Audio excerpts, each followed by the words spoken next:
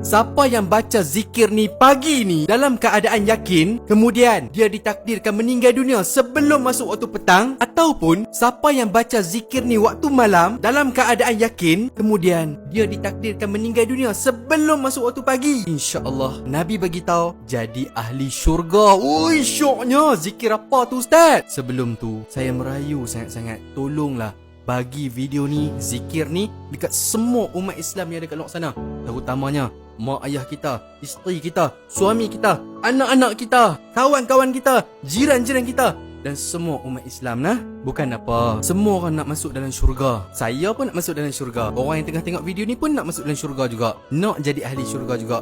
Syok kan kalau kita, ahli keluarga kita, orang yang kita sayang, semua umat Islam dapat masuk dalam syurga. Seronoknya saya doakan semoga Allah Ta'ala kumpulkan kita semua suatu hari nanti di dalam syurga. Kita jumpa dalam syurga sama-sama tau. Amin ya rabbal alamin. Komen amin kat bawah.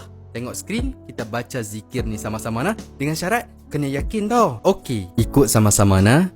Allahumma anta rabbi la ilaha illa anta khalaqtani wa ana abduka wa ana ala ahdika wa wa'dika mastata'tu a'udzu bika min syarri ma sana'tu abu'u laka bi ni'matika alayya wa abu'u bi dhanbi faghfir li fa innahu la yaghfiru adh-dhunuba illa anta.